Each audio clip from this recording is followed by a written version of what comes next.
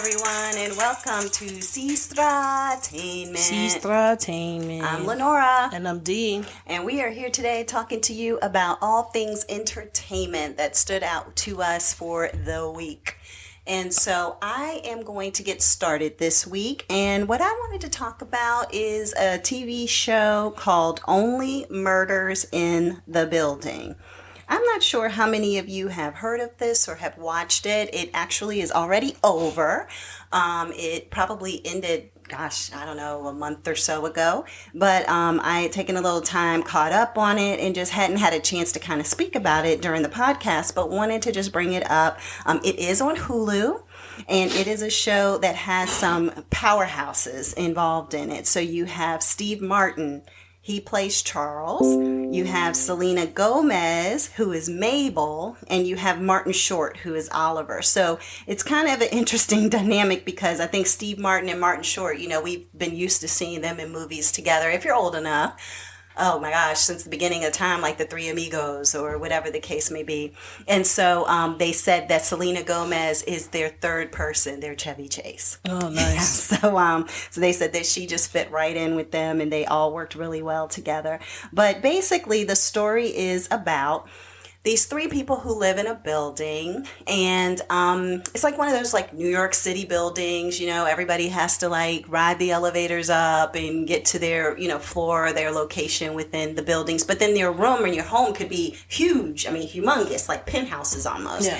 And so you have where the three of them happen to ride up in a elevator together, and this guy gets on and, he's just going to his floor. He gets off the elevator, and then later on they all find out that the guy that was on the elevator with them was mad. Dun, dun, dun. Dun, dun, dun. And so it just kind of throws them off for a loop.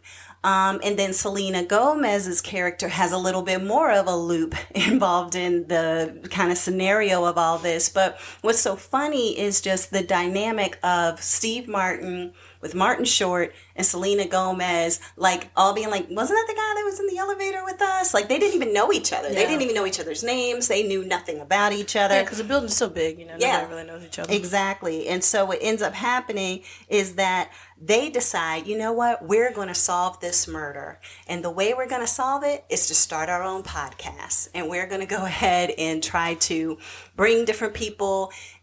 People can listen to the podcast. Sometimes people were coming and bringing information to them that they thought was important, that they should be using to help to solve the murder.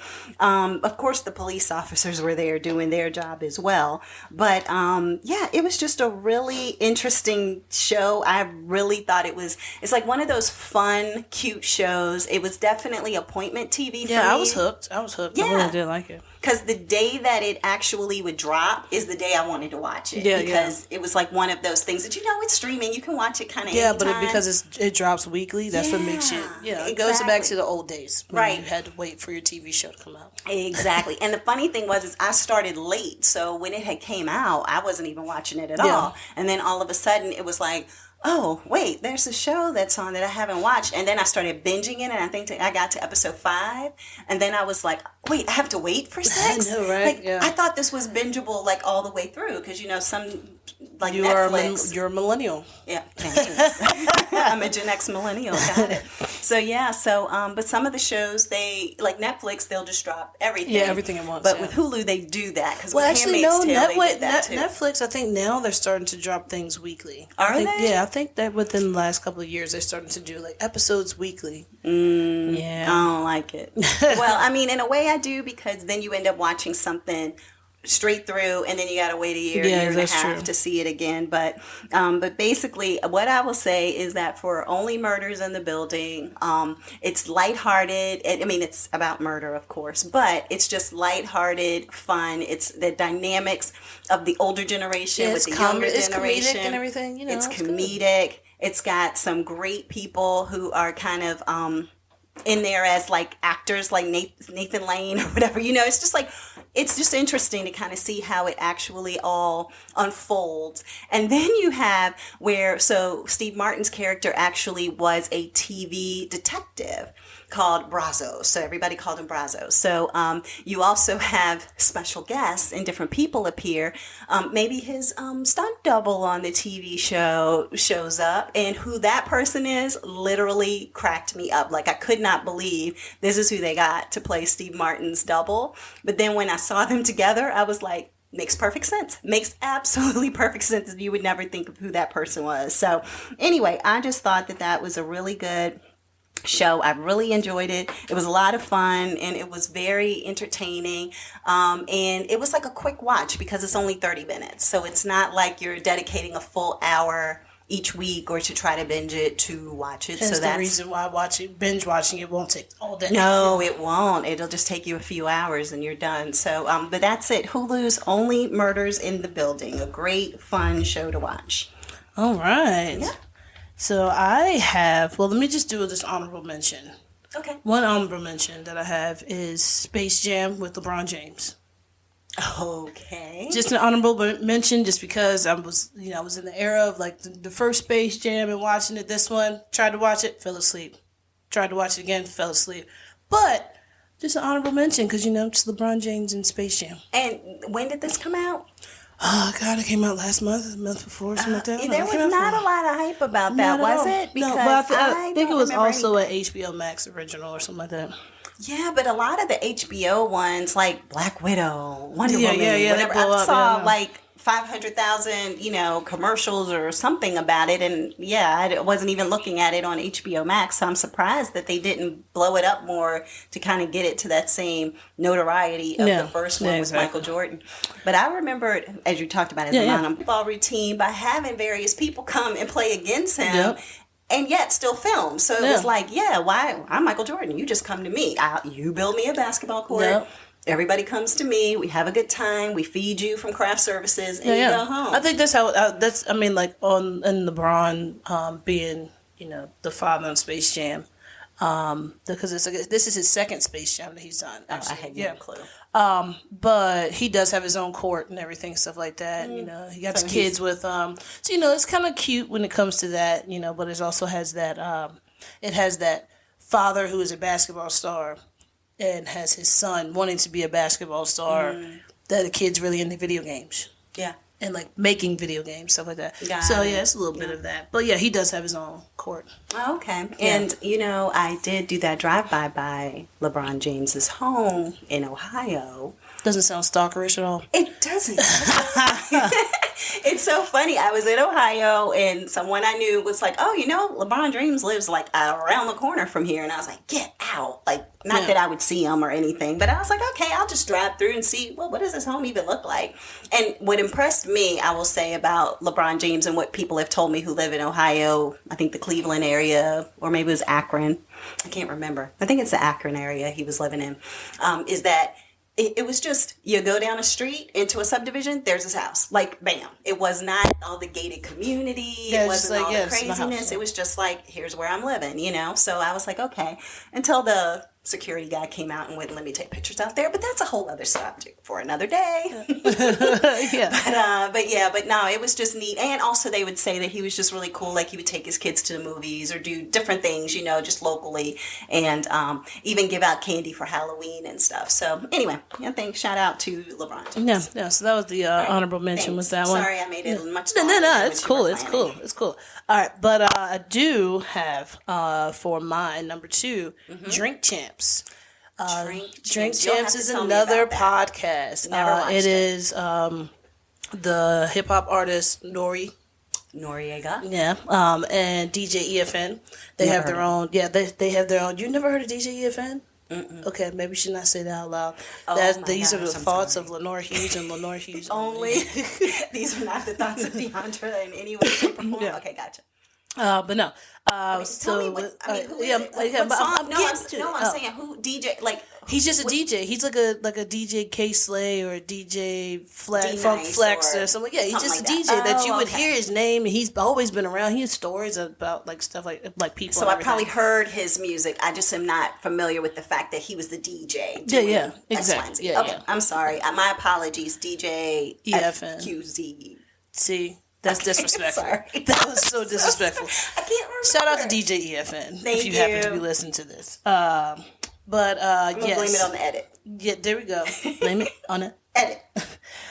So what the show is about is it is different. It's like I said, Nori and DJ EFN, and what they're doing is they are giving their flowers. What they say is their thing. They want to give the flowers to the artists that are in the hip hop and urban culture scene. They want to give the give them like everything, give them all everything, all the flowers while they're living. So nice. With that being said, they have everybody come on the show. I mean, they had Kanye come on the show. I was gonna do something about that podcast. It would have been way too long. It's Kanye, and I think the podcast might have been like 4 hours. Oh my goodness! Just for him, yeah. Just for Kanye. Yeah. But for this one, Alicia Keys dropped her new album on his show, on the God Show. Yeah, and she could have done it with anybody. She could have did like an Adele thing, and had like Oprah, Gayle, or somebody like that. Do like a 2020, inside Alicia Keys and the album Keys. And she actually was on the Today Show this week, so she could have dropped it on there. Yeah, she could have dropped it on there. Yeah, exactly. So, she dropped her album, and the great thing that she used that platform to she used that to be able to drop her album. Okay. You know what I'm saying? Yeah. Instead of anything else. Great. That just shows the legitimacy of what they're doing. Exactly, exactly. So they have this game called Quick Time or Slime? Okay. So where it is they'll give you 2 options. So they'll be like, all right, Jay-Z or Nas. And then you got to pick. And if you pick both of them or neither one, you have to take a shot. That's where the drinking is coming into play. So that's where the hardcore drink comes into play. And what are they taking shots of, like tequila or? Oh, just they will give out like names. Hennessy. They have like Ace of Spades. They have Ciroc. It's a lot of cultural people who own like distilleries and all sorts of stuff. Got it. So But yeah, so as they're talking, they were like, all right, let's do a shout out for that. And then they'll do a clap. And they'll be like, all right, let's take a shot for that. Let's take a shot for that. Mm-hmm. So with this one is if you say neither, you take a shot. You say both, you take a shot. So now it's like maybe 15 questions. You're always taking a shot. So it depends on if you're going to pick one person or if you're going to say neither or both. But then you could be friends with these people and you're trying to be honest. Oh, yeah. And then you're like, oh, well, I don't want to say something that's going to make somebody feel... It's a show. I don't understand why people get so butthurt over a show. Come on. If Kanye... if it's Kanye and Nas and you choose Nas, Kanye ain't going to let that go. Oh, yeah. That's Kanye.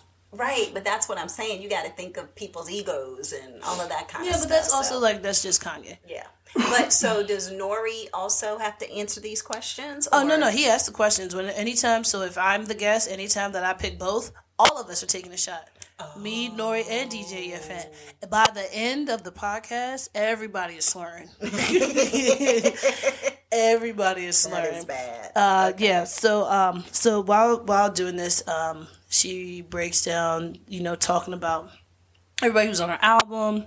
Like one of them was, Pusha T or I can't remember, it was Pusha T or Meek Mills or something like that. Mm-hmm. And she picked Pusha T, and then she segued from there and was like, oh yeah, because Pusha T's on my album. So there's a list of people that are on her album that she has on there.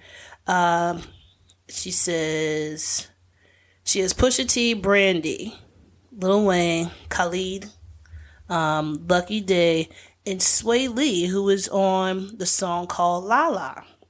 That would actually bring me around into my second part of this Drink Champs interview, where there's a rumor going around that Lala and Swiss Beats are having an affair. So with her having this song with Sway Lee called Lala, I have this, like, if you listen to the lyrics, it's like you don't know if they had a relationship together or if it was Alicia Keys having a relationship with her, or if Swiss Beats was having a relationship with her. But was everybody together having a relationship with her? Yeah, exactly. Was it entanglement? I don't know. Entanglements, yeah. But It's pretty deep how it goes into all of that. Isn't it that Alicia and Swiss started dating around the time that he was still with his wife? Yeah, his wife, yeah. Yeah, so, and she had that song that she created then, so she does make songs about that. Yeah, so. Because she had that song that she created, I can't think of what the name of it is now, but I was wondering maybe If You Be My Baby or whatever that song is. I can't think of the name of it, but yeah. If you ask me, I'm ready. That's the name of the song. If you ask me, I'm ready. But, so I think that was about that. So, yeah. So wow, that did come full circle. Yeah. Wow. Yeah. So, I just saw Lala on an interview too recently. Yeah. But then it also could be, hey, maybe they were in an open marriage or open relationship, and then Lala was around, and then once they dropped the song, it's just like, oh, okay, well, now we can use this as something that's going to, make my album blow up because we have so much drama, and everybody wants to buy my album because they want to hear the song. Because they want to hear the drama, yeah. Hey, I'm with it. Whatever makes sales. So we haven't heard. Is her whole album out there for everybody to hear now? Yes, the album is dropped, so since she dropped it, everything's out there, not like just the one cut or one single. It's a double album. It's a double album. So I think the song Lala is on the second volume of the album. Okay. So yeah, that's what I wanted to go into. That one was about, and yeah. So Drink Champs. Drink Champs. Yeah, no, that sounds great. Yeah, they got a lot of good stuff going there. And my apologies to DJ EFN. Yeah, I'm old. That's all I'll say. Yeah, y'all about the same age. Okay, that's cool. But thanks, D. I'm trying. Yeah. So yeah, but all right. Well, what I have next is I am going to talk about, and oh gosh, what's the name of the new Sex and the City? Oh, and Just Like That. Oh, I'm so glad that I didn't pick that because I almost did. Did you? I was almost about to start watching it instead of Space Jam. Oh, now stick with Space Jam. You know what? I probably should have watched that instead of Space Jam.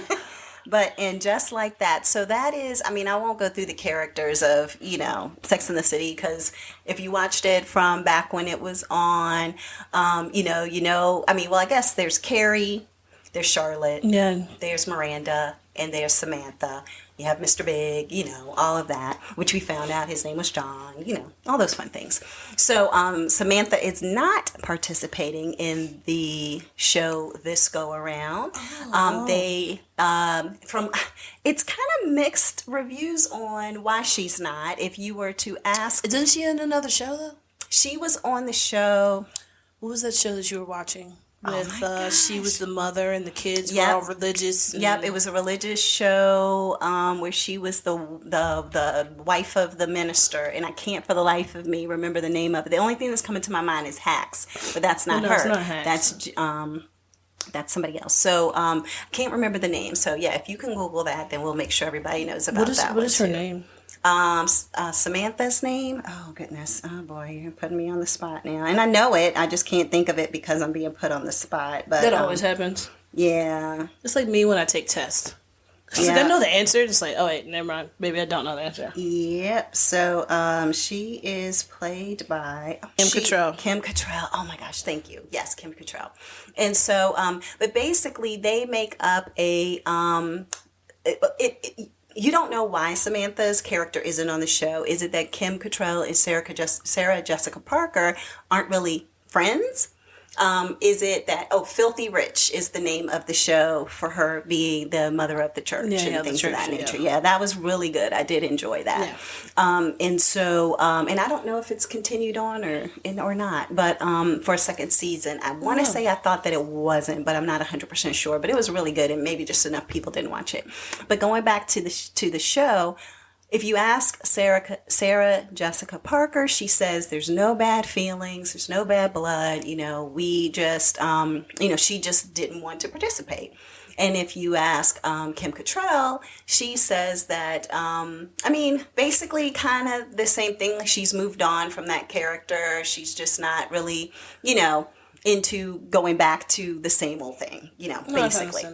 So I get it, but because maybe this is that she can only be that sexual older lady, which might be why she's playing the church mom on a whole other show. Yeah, like, is that the only things that she can get? Because when you get stuck in a character, a lot of they stereotype actors saying you get stuck in a character, and then you that's just going to be your character for the rest of your life. Yeah, because that's why so many people want to move around because I'm going to be Meredith Grey forever because I've been playing this role for so long. 12 years. I'm going to be Olivia on SVU forever because that's what I've been doing for 20 years, So they don't feel like some people want the variety and some people are like, look, I'm going to ride this ride. Because, you got to think some of those actresses, they'll make $10 million, $20 million a year staying in that same role versus taking the risk of trying to find new roles, And so so what they do cover is that Samantha actually is in France, that she is working there because she's kind of upset at Carrie because Carrie wouldn't allow her to continue to be her publicist.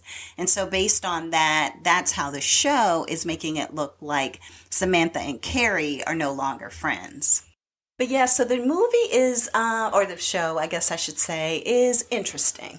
Number one, I think that they realized the error in their ways back when the show first came on, so it was not a lot of diversity on the show. Now it's diversity overload to the point I'm like, y'all are just, I love it, but it's like y'all are taking it to a whole other level. There's like 15 diverse characters on here or something, and I'm just like, now everybody has a minority friend or a Hispanic friend or a lesbian friend or whatever, like. It's like one person has like every single category of friends, every shade of the rainbow. All of them kind of have these and then it's different. Just like it's like every new person that they meet on the show happens to be diverse, So Charlotte starts off with her diverse friend who is Nicole Ari Parker. Okay. So that's her diverse friend, and they are like two peas in a pod and all of that. Which I like the dynamic of the two of them, actually. But then there's other people who are going to come into play as well on the show. And so, I love the fact that it has diversity. Don't get me wrong.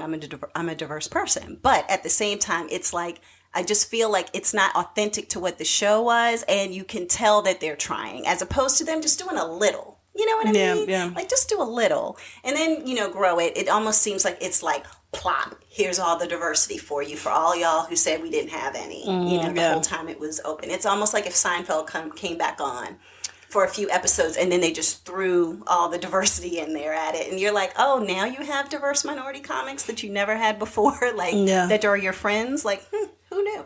So that's kind of one of the things that I saw. Like I said, it's not a huge issue for me at all. I love the fact that, number one, the diverse actors are getting work and things of that nature, but it just felt a little forced. Yeah, not authentic. Mm-hmm. Maybe that's what I'll say. It didn't feel authentic. It felt like they were just checking a box to a degree. No, I got you. Yep.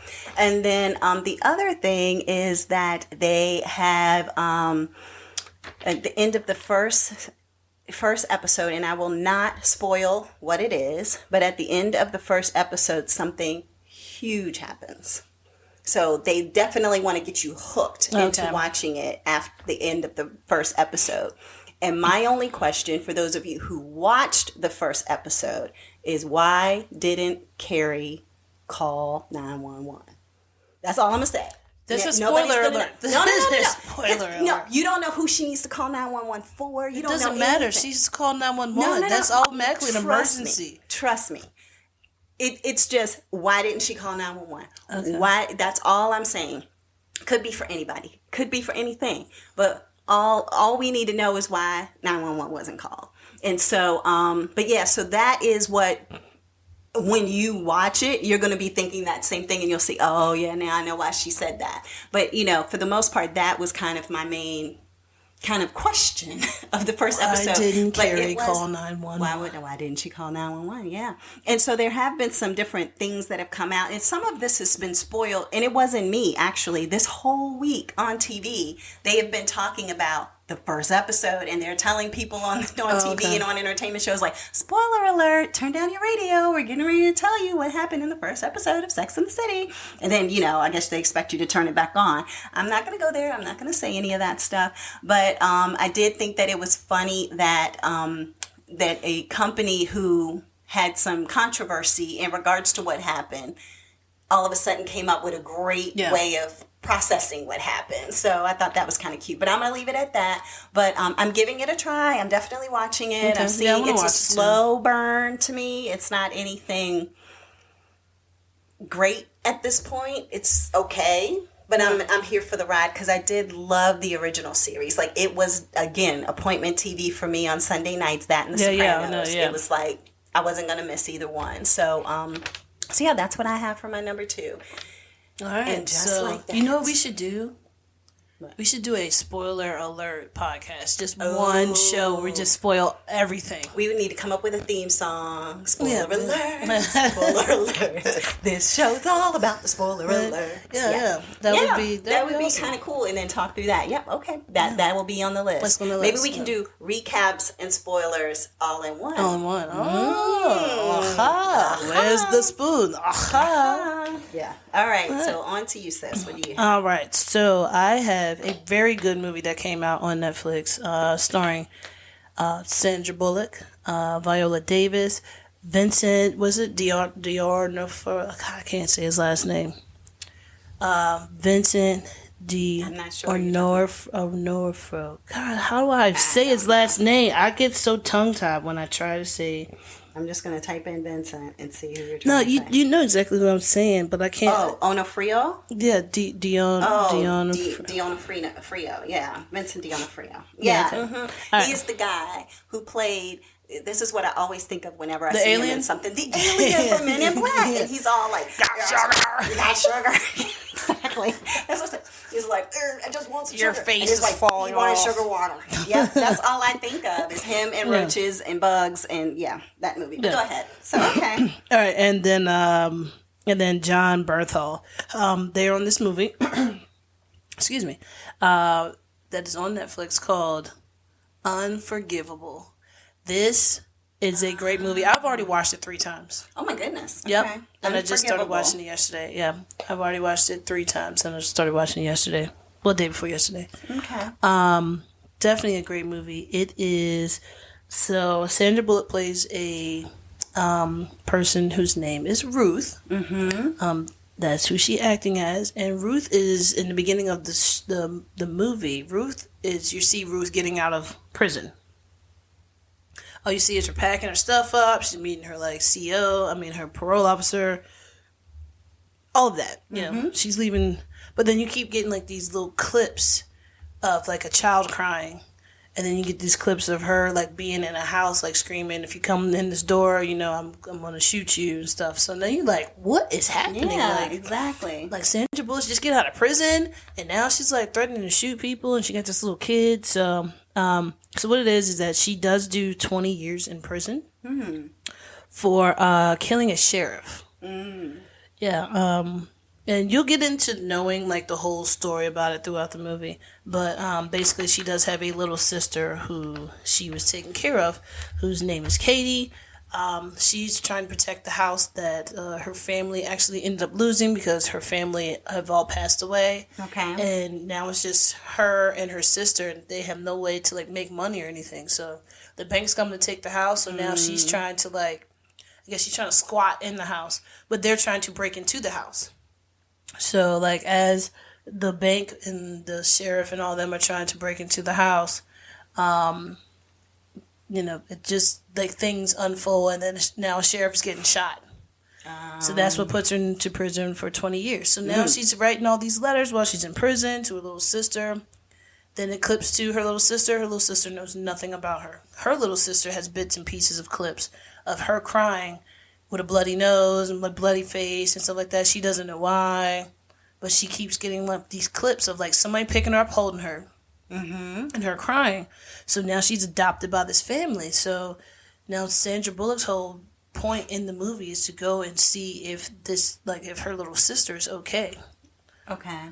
But the adoptive parents have not even they don't even give her the letters. Oh wow. From Sandra Bullock. So she didn't even really remember or know. Well, that's what they're saying. Yeah, that's what they're saying. Like she doesn't remember or know anything. So why would we let her meet a murderer? No, so I mean, but it gets more and more into that whole relationship. But it's basically the journey of them being able to get together to meet through the eyes of Sandra Bullock, and it's people are trying to like kill Sandra Bullock. People are beating her up because of the fact that now it's out there that she has killed a police officer. So are these guards that are beating her up, or are there other prisoners? No, this is when she's out. Oh, while she's out. You're right. You're right. It just starts with her being like out of prison. Out. Okay, gotcha. So yeah, I mean it is extremely good. I would definitely say for people to watch that. Like I said, it's on Netflix. Just came out. I want to say last week or the week before last, and it's called The Unforgivable. Okay. All right. Alrighty. So what I have next actually is the top, this is what they call it. Well, they have a top 101 greatest scripts. So not necessarily the greatest movies, but the greatest scripts of the 21st century. Does that include like screenplays? You know? I think it's just the script of how it's actually written as opposed to all of the cinematography and everything. Oh yeah, that's what I'm saying. But I mean, but it's like screen. It's like movies, TV shows, and like plays. No, not only movies. Only movies. Okay. Only movies. Yeah, sorry, that's where I was thrown off. Yep, it's the top movies. So I guess you would say the 101 greatest scripts of movies for the 21st century, right?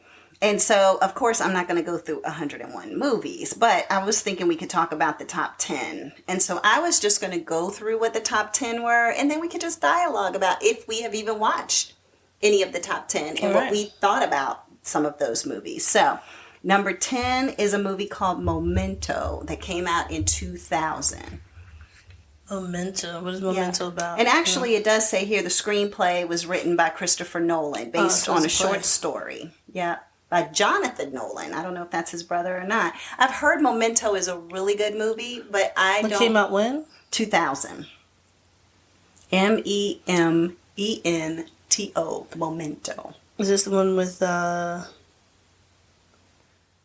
this guy Pierce in it?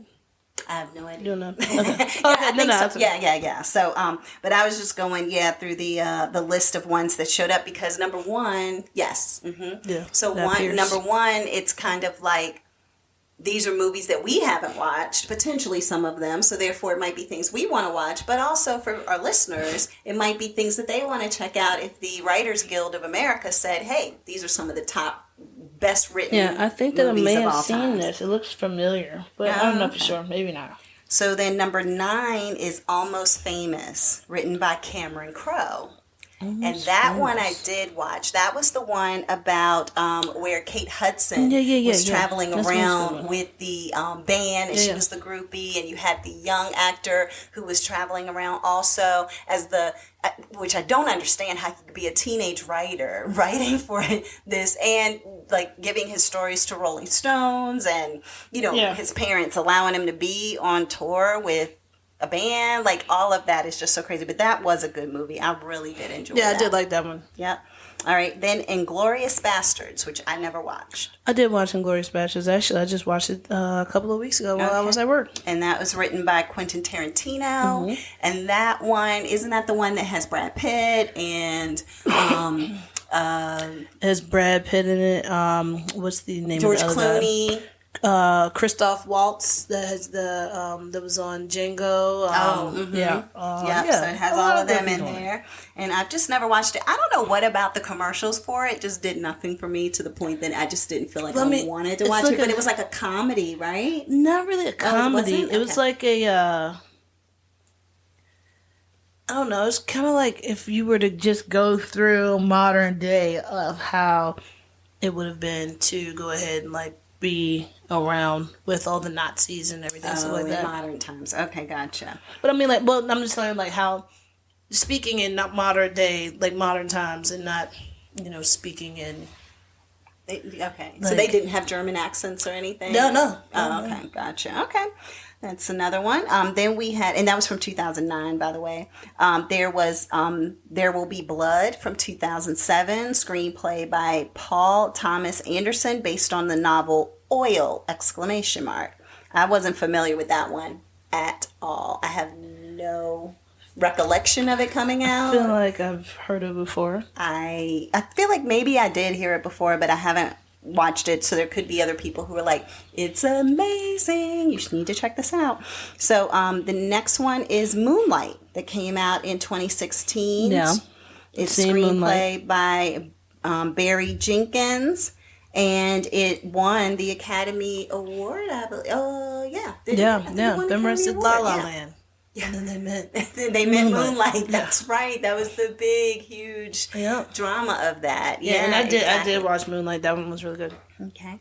No Country for Old Men, number 5, 2007. Yep. I don't see how that Javier movie. Bardem. Yeah. He had gone around with the little thing. Never mind.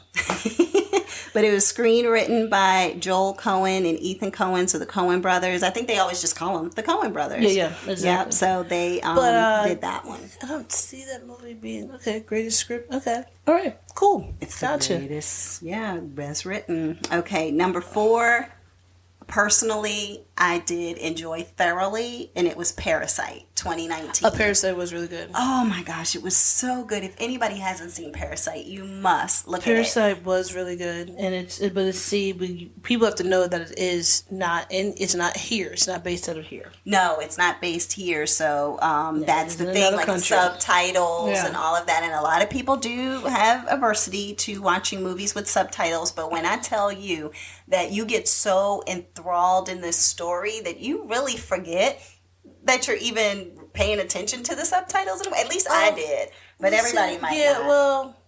I can see that. Yeah, because this is probably one of the only movies that I watch that has the subtitles, and I really didn't turn it off because it didn't get in the way. It didn't get in the way. Yeah, and I'm telling you, it had so many twists and turns and quirks, and you're just like, what is happening? What? Why is everything flooding? What's happening? Yeah, Wait, who are these people? Who are these people? Where did they come from? Yeah, it's a lot. Oh my God, it's so good. It's a lot packed into one movie. Yeah, and that's what makes it good. Yes, absolutely. And that's a screenplay by Bong Joon-ho. So I wanted to make sure that I covered that too for Parasite. So it's amazing. Number 3, The Social Network from 2010. Screenplay by Aaron Sorkin.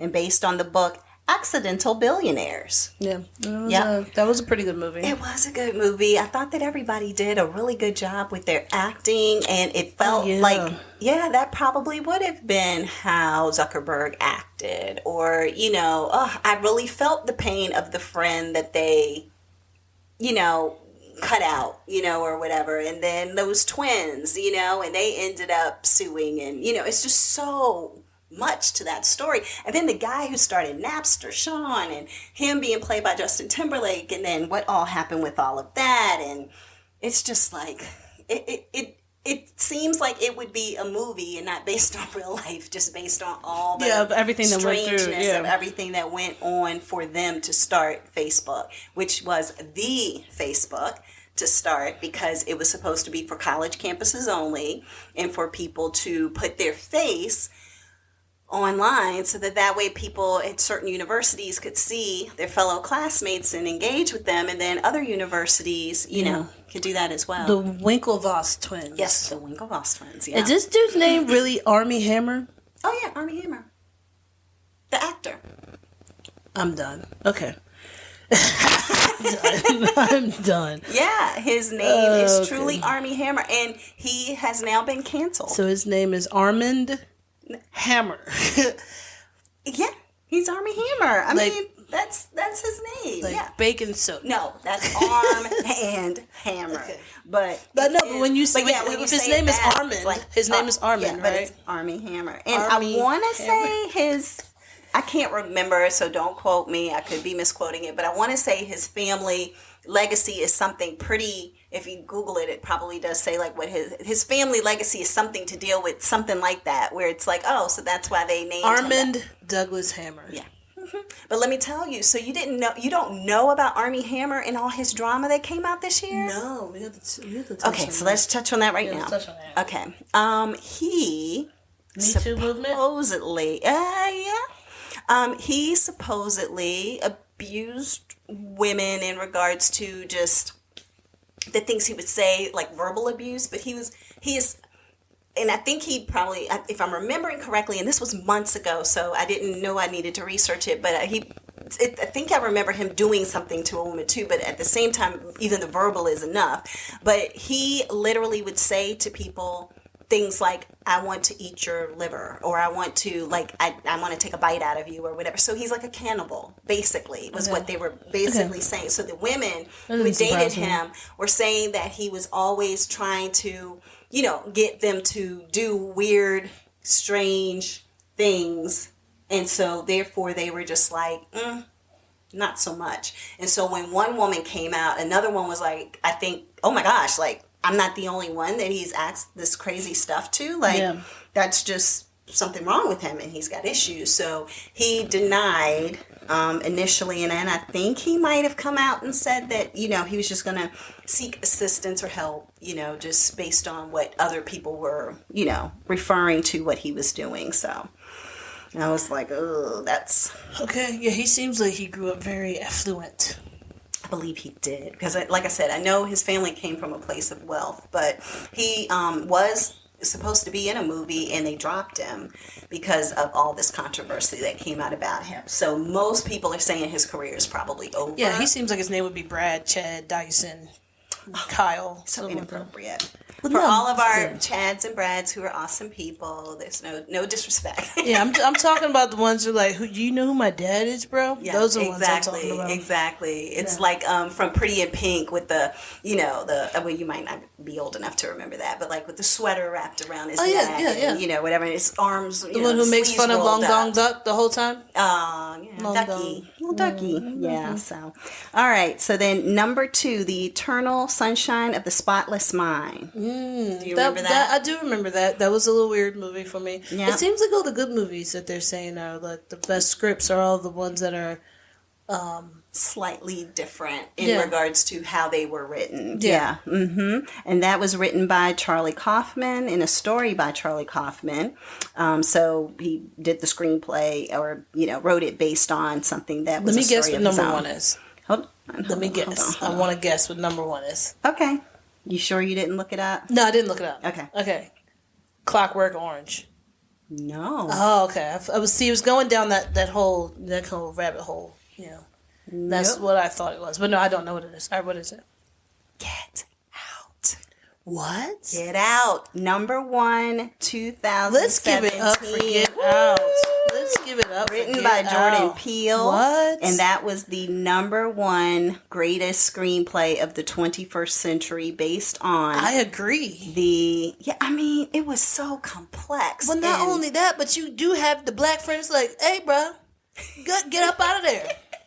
Get out. Yeah. like, because, you know, it's like, hey, you understand what's happening? Leave. Like, there were so many. Like, all the red flags, homie, you don't see these? Oh my God. Like, I think I've watched it 3 or 4 times because each time you watch it, you pick up little different things. And then I heard, no. We just did that the other last week. Yeah. No. And she's the one that's in clickbait that we talked about previously. No. So, yeah, but it's just so many nuances and things. And it's like, hearing Jordan Peele talk about, like, oh yeah, I did this and this is why I did a play on this. But then he talked about all these things that he did and added in. And then lo and behold, you're watching it now and you're like, is that why she used to do things like this? Or is that why this happened? Yeah, exactly. Because like he was so intricate into saying like one just, you know, thing that's not a spoiler to anything for anybody who hasn't watched it, which I can't believe somebody hasn't watched it. But it was like the guy was sitting in a chair and there was a rip in the chair and there was white. Yeah. The stuffing in the chair. And the stuffing looked like cotton on purpose. You know, because he was just like, that's what I wanted it to look like. Like, I wanted it to look like cotton to help tell the story of everything that was going on. And I'm just like, oh my gosh. And then just a sunken place and the deer and just the running. The running, the grandfather. Like, I mean, just so everything. It's so much. It's just mind-blowing that somebody could come up with such a woven story. Now he's gonna have 2 of them on there because I'm pretty sure Nope is gonna be. You think Nope's gonna be on there? Because I didn't think Us was that phenomenal. I thought Us was just okay, and that was his too. Us was very. It was more like a horror. Like they put I think they put Get Out into the comedy category when it came up for awards, if I'm not mistaken, because horrors never get Academy Awards. Which, I mean, it definitely had some comedic elements to it with his friend, Lil Rel, is that his name? Yeah. Right? Yeah, Lil Rel. So, so if you haven't watched Get Out, then by all means, that is definitely another one. So of this list, what I would say would be Get Out and Parasite as being the top two. Do not pass go. Do not collect $200. Just go and watch those two immediately. Some other ones on the list: Sideways, Lady Bird, Her, Juno, Grand Budapest Hotel, which I did watch that one. Oh, that one's good. The Dark Knight, The Arrival, Jojo Rabbit, Inside Out, The Departed. Jojo Rabbit was cute. Yeah, sad to say that about a Nazi movie, but I haven't watched it. But they said that they walked a really fine line of being a Nazi movie that's a comedy. Oh yeah, yeah. So it was a Nazi comedy. That's exactly what it exactly. Is. It's like how in the world did they do that? Which is, I think, why they won so many awards. Mean Girls, Wall-E, Inception, Slumdog Millionaire. There's a whole lot of them on this list, and a lot of them, you know. I like the fact that they did different things. Like you have Up and a Toy Story 3, but then you also have things that are like Gladiator, big, huge productions, and then you have indie films, so it's a good mix of different things that they had on there. But if you want to check it out, you can just, again, Google the WGA's list of 101 greatest scripts of the 21st century. All right. Yep. I like that. Can't believe Get Out got number 1. That's awesome. Yeah. Makes me feel good. Yeah, that's great. All right. All right, so going into mine, I'm going to do the Jonas Brothers. Oh, the Jonas Brothers. And their TikTok about Bing Bong. Have you seen that TikTok? No. You have not seen that TikTok. Do I need to look it up right now? Jonas Brothers Bing Bong? So, I mean, what is it Bing is... Bong? Okay. Everyone understand my sister is an older person. Thanks. And she will not get the whole, she's not a big TikToker to get the whole Bing Bong. Yeah, I don't watch. I look at TikTok, don't get me wrong, but I am behind, I guess I'll say. Like by the time I watch something and I'm talking to you about it, you're like, yeah, that's been going on for like a month and a half or something. And I'm like, oh, this is the first time I've seen it. So whoever I follow must be behind because...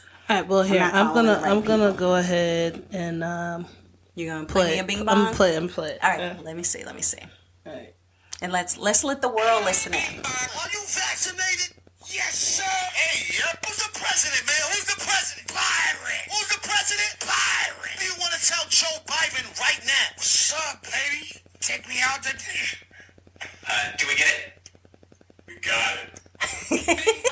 So this is actually, understand gosh. this. This is the Jonas Brothers in the White House, or something White House-esque. It looks like it could be in the White House, but I don't know for sure. It could be made to look like they were in the White House. And Joe Biden is in. He makes a cameo. He is the one who is recording their whole TikTok. It's so funny. Wait, is he really recording it, or did he just do that? They make it look like that, but at the end, he's just holding the phone saying "Got it," But we don't know if he was really. So to just explain. Yeah, where did this start? So it started off. This dude, I can't remember what his name is, from Staten Island. He's out there. He's like on the street, talking to people, and he's seeing all like the weirdos that are in Staten Island, like on the street. And then also like the dude, I guess is one of his friends who's like, who is a construction worker, and then like he's talking to some random cops. Like he's just talking to a couple of people who are just around the area. So, he goes up to this one dude, who, I mean, he looks like he's like a drug addict, and go up to him and ask him, who's the president right now? He says Byron. He said what? He said Byron. Oh. So then that was the whole. So he recorded him just going to people on the street, and then when he put that one up, it caught on. He recorded a couple of them like all together in that day, and then made it one. But Bing Bong was one of the things that was said because it was a guy in the car that he's talking to who comes up and he's just like, F your life, Bing Bong, and then. It's another guy who does construction. The dude's like, you see these dogs in your yard, just know upstairs I'm going hard. Bing Bong. So, like, Bing Bong is a New York thing. Apparently, it started off with the Knicks. All right. Bing bong. Bing Bong. Yeah. See, I was thinking that it had to do with the movie Inside Out, and that's wasn't that what- what yeah, the little yeah, cartoon yeah, would say Bing all the Bong, time? yeah. Bing bong. Yeah. Yeah. So, yeah. So, I was starting thinking it off was with a full circle with the Inside Out I mentioned from my story, but no. it's a New York thing. It's a New York thing. Then it goes from that to now they have a house version of Bing Bong, Bing Bing Bing Bing Bing Bong, and it's like the little house music in the background. They got an EDM one. They have a Christmas one. But it's a lot of Bing Bongs that are out there. It has exploded, it sounds like. Oh yeah, so. I love it. So I've been going around like saying Bing Bong to like random people like since I first saw the first one. And people get it. I just No, people don't get it. They be Oh, like, good. "What?" So I'm not the only one. No. This was like when I first started doing Oh, it. Yeah. Okay. So I am one of the few that doesn't get it. Okay. Now it's like the But biggest you know thing on what? TikTok. I will This say- is the new Island Boys. Oh, not the Island Boys. Boy, trying to make it. Yeah, so now it's like Bing Bong. Oh my God, the Island Boys are everywhere, and if you aren't familiar, just anytime you see a skit or anything, I saw it on Saturday Night Live with somebody with their hair just sticking up on their head like Angelica's doll, going Rugrats, and they're guys with tattoos all over themselves. They're the Island Boys. That's the easiest way to say it. People will probably dress like it for Halloween. What? So. That's what was his name? Was it Timmy Chalamet? Oh, Timothy Chalamet. Chalamet, and Pete Davidson on their when they were like skeet, yes, yeah, or whatever they were saying, yeah, yeah, the yeet skirt, yeah, that yeet is skirt, that is like the Island Boys, yeah, but the Island Boys are actually like funnier, I guess. Oh gosh. Oh boy. Yeah, all right. funny. Yeah. Funny. So they are strange. It's not a skit. That's their life. This is their life. This is the life they live. Yeah. So okay, but yeah, interesting. So good stuff. Yeah. So TikTok, Jonas Brothers, Bing Bong. Bing bong. All right. Well, that's pretty much our show today. Well, actually, I do have one more I was going thing to say to- I had an honorable mention that I just wanted to put out here because of the fact that I just think this is the cutest thing ever. And when you mentioned TikTok, I was like, I'm going to talk about this from TikTok because I just think that this is the best. But it's the dog called Bunny.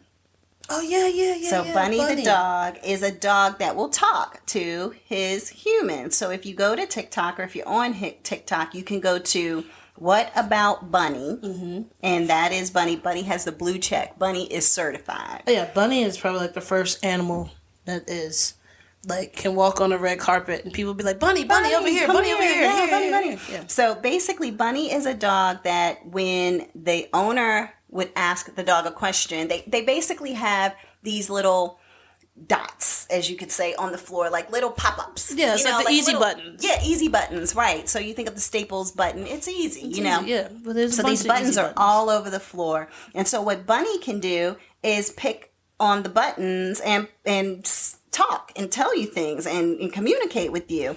And so the mother, what I love about her is that she truly does just focus on Bunny. Like, it's not about her and Bunny. She gives some instruction on how she trained Bunny, but basically she could just say something to like Bunny and be like, Bunny, ouch. Or Bunny will just say, ouch. And she was like, Bunny, ouch. Is Bunny okay? And it's like, hurt. It would be what Bunny would push, like different words that Bunny would push. And you would hear when he pushes the button, it says the word that he's pushing. So one of the things I was looking at, it was like, Bunny was like, Daddy walk. And it was like, oh, you want Daddy to take you for a walk? And she was like, okay, when he comes home from work, he'll take you for a walk, And so then, he's like, Daddy walk. Like now, I don't care about later, like Daddy walk. Like Daddy should be home now, so you can take him for a walk. Exactly. So then, and she'll press buttons too to talk to Bunny, to just say, hey, here's some things that I want to say to you. And then what ends up happening is like when Daddy comes, after their walks, it's like, Daddy walked afternoon, or something like that. Yeah. So it's like, Daddy and I, or Daddy went walk, and it's like so amazing to just see how the dog, because we communicate with our dogs. And I mean, my dog, he's smart. So when you say something, like he gets it and he understands. He's a whole human being. He is a whole human being. And I don't want him to have these buttons because he literally would not stop talking. I think he would just be like, mommy treat, mommy treat, mommy treat, walk, food, yep, walk, food, outside. potty. Yep, exactly. That would be the history of life. But yeah, I just love watching Bunny and the things that Bunny says. And one was really cute where she was like, wait for it, and you saw where the Bunny pressed a button. It said, "Love you." Oh. And Mom was like, "Oh, I love you too, Bunny." And then after a while, he's like, "Mom, love you." Oh. And I was just like, "Oh, that's so sweet, right? Yeah, that the dog is communicating." So anyway, that's why I wanted to give my little shout out to Bunny, the talking dog. Yeah. So mine's is a lot of people's gifts and presents might be a little late this year. Due to the fact that there was a truck driver who ended up, I think it was like 2019 when it was a truck accident. He ended up getting 110 years for his brakes failing while he's coming up on a traffic jam, and it ends up being 28 car pileup and 4 people died. And now there were a bunch of truck drivers who had pulled over and given kind of like in protest for this 110 years that he got, because his brakes failed. And he was just trying to get off the road. Didn't know something was over on that side. Yeah, he went to go get off the road so he wouldn't hit all the cars. There was already a truck on the side. Maybe the truck had done the same thing. I don't know. Yeah, maybe. And then, so he ends up getting 110 years. So a lot of the truck drivers were protesting that. So if your gifts are late, that would be the reason why. So, and it was 2 tractor trailers, you said? No, he was the tractor trailer truck that was driving. Okay, and then there was another truck that happened to be on the side. So when he goes to get over, so he won't be hitting the traffic. That stopped. There was another truck that was on the side, and he ends up hitting that truck, and then it ended up hitting other cars. So it's just very sad and unfortunate, and just not something that you can control, unfortunately. That's true. So yeah, but I don't know if they'll overturn it. I don't know if they'll see that it's justified or not. And hopefully it wasn't something that he could have done to work on his truck or knew that something was going on with it. But I feel like at the weigh stations and everything, they have to check all those things. That's true. Maybe because you wouldn't even be able to stop at the weigh station. Exactly. So yeah, that's a good point. So. Well, that's the end of the episode of Sestra-Tainment this week. We thank you all for listening in with us and hope everyone has a wonderful day. We'll be uploading this podcast for Sundays, and we will be putting a podcast out for the week of Christmas in case anybody was wondering. So, everybody have a wonderful day. Take care. Bye. Bye.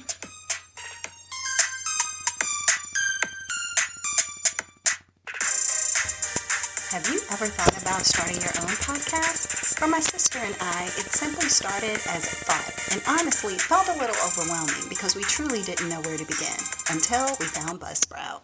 Buzzsprout is the easiest and best way to launch a professional podcast. In fact, it's so good that they have already helped over 100,000 people launch their own. Buzzsprout does not only have an easy platform to use right at your fingertips, but it will also help you to launch your podcast on every major podcasting platform like Apple Podcasts, Spotify, Google Podcasts, and more, all with a few clicks of a button. In addition, you will gain access to analytics and frequently uploaded tutorials to help your podcast be the best it can be. So, join the thousands of people who have created their podcasts with Buzzsprout. And by clicking the link in our description, you can find out more. Buzzsprout, the easiest way to start a podcast.